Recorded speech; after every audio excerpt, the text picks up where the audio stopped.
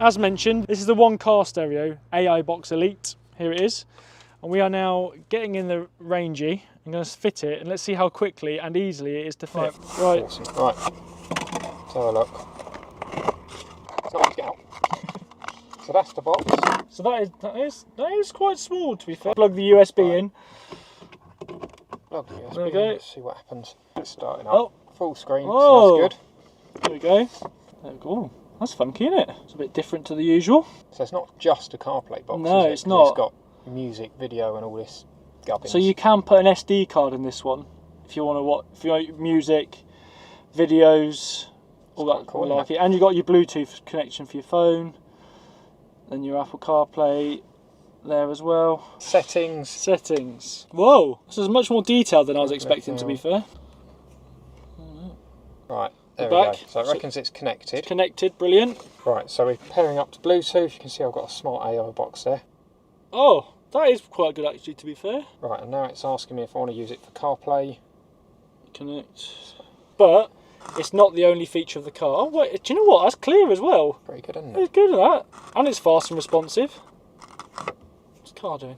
So that'll take you back to Oh, so you get your Netflix. Oh, so it's not just Apple CarPlay. It's also, in essence, it's replacing the JLR. Looks like it, yeah. That's quite handy, isn't it? So let's go on YouTube, see what happens. So go into YouTube. There we go. It's online now. So search naturally aspirated, the only channel that matters. I tell you what, that is good, isn't it? It's alright, isn't it? Go on, watch your own car. What's thinking? Oh. There we go. Bonjour YouTube, welcome back to the channel. Oh, who's that Muppet? In Mark's garage, in the lovely sunny. I mean, to be fair, this video. Choose Right, so now. Choose your favourite tunes. Put a bit of chasing status on. There we go.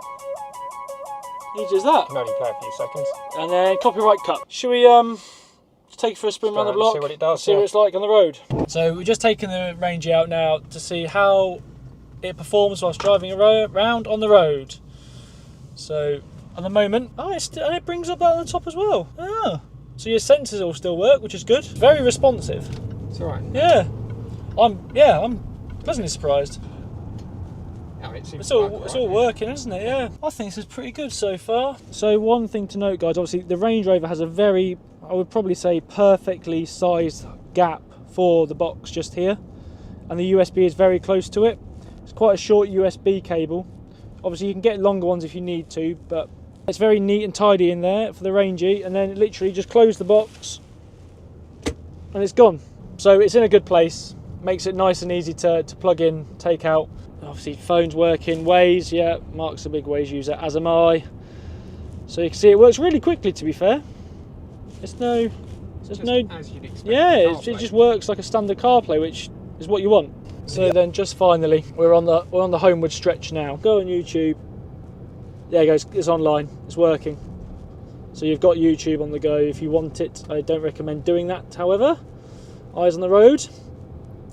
So yeah, everything else is working, and then you can just press the car button and it'll take you back to the car. Good. Yeah, so it's quite smooth, to be fair. Is that the CarPlay button there? Yeah, there you go, boom, done. And then speed play.